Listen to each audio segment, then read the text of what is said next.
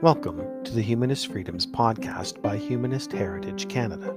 Launching early in 2023, we share stories and perspectives from Canada's ongoing humanist heritage. You can find us online at www.humanistfreedoms.com or www.humanistheritagecanada.ca, where you may find the Humanist Freedoms news blog. Every week, we share news, information, and stories about what we call contemporary applied humanism. It's humanism in action. Humanist Heritage Canada is our new initiative to document and share the stories of Canada's rich humanist heritage.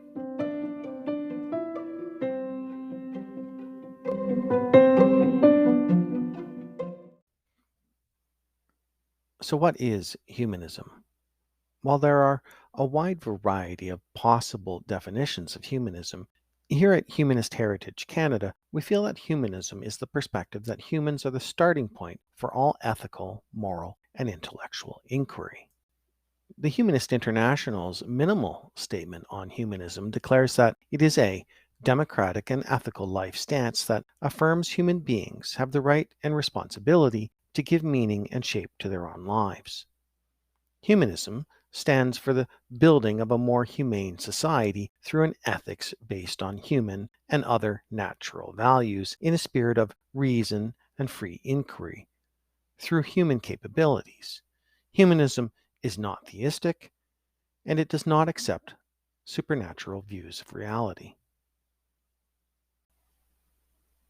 While a more detailed history of humanism will be outlined on the podcast soon, it's our perspective that Humanist International's minimal statement serves as an excellent beginning point for our explorations.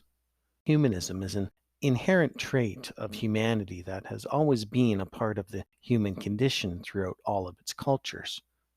During many periods of human history and within various cultures, non-humanistic and even anti-humanistic perspectives have been undeniably more dominant. However, these perspectives do not obliterate humanism's persistence. So too has the expression and application of humanism. That expression and application of humanism in the time of Cicero, Erasmus, Spinoza, Paul Kurtz, Simone de Beauvoir, or even Christopher Hitchens was each to its time. Based on this perspective, at Humanist Heritage Canada, we refer to humanism that was contemporaneous to the times when considering past events, and contemporary applied humanism when referring to current events and aspirations for the future.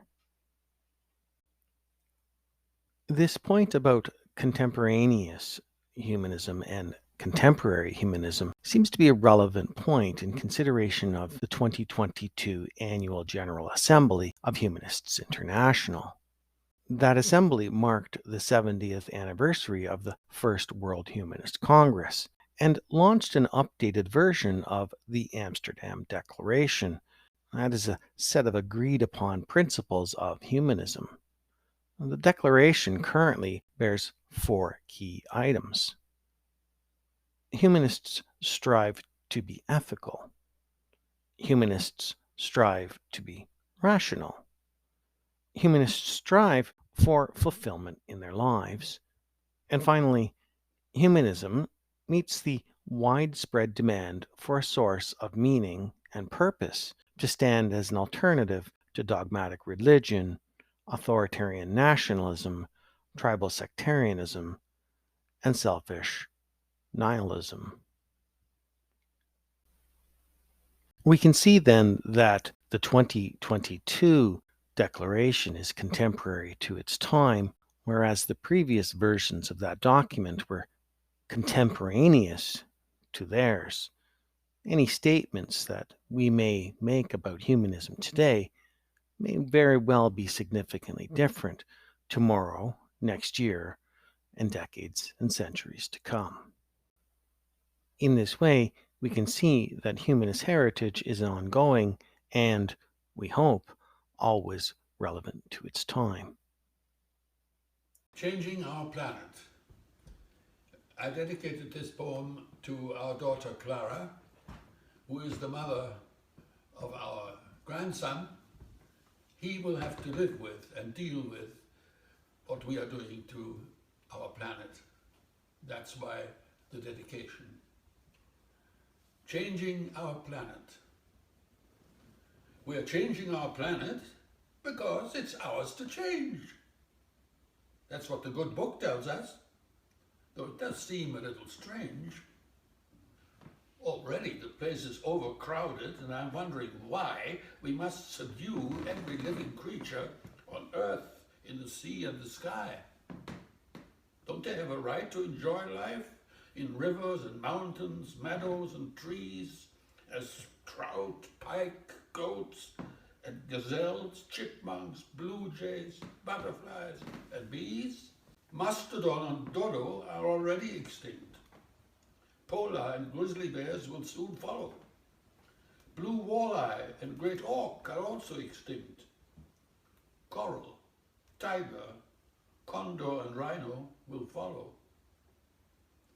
Our praises of nature sound awfully hollow when 200 species go extinct every day. Soon there'll be standing room only, and humans will be each other's only prey. Shut up and multiply. Populate every inch of this planet. We celebrate the birth of a new age. We are masters of the universe and bring heaven down to earth. We cut down the forest, dispose of vermin and weeds, clean up the place, and when we're finished, we'll take off and do the same to some other planet out in space. Make no mistake, we'll be changing all planets because they're ours to change. Yes, ours to enjoy and explore, to completely control and rearrange. Never mind the song of rivers and birds or the soft touch of wind and sun. Never mind the voices of nature that tell us we're all equal and one. We are beyond doubt nature's supreme creation. Because if we were truly, inextricably linked to billions of planets and creatures everywhere, we'd be the next species to go extinct. And that, you must admit, is unthinkable, since we are known as the animal that's wise. Homo sapiens, they call us. We'd be Homo stupidus if we were to engineer our own demise.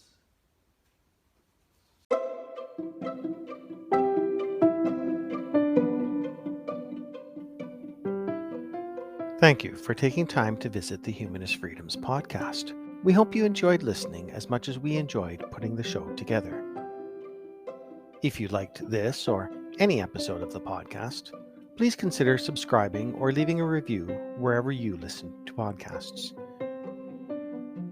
If you have a humanist story idea, or feedback to share, you can reach us at humanistfreedoms@gmail.com.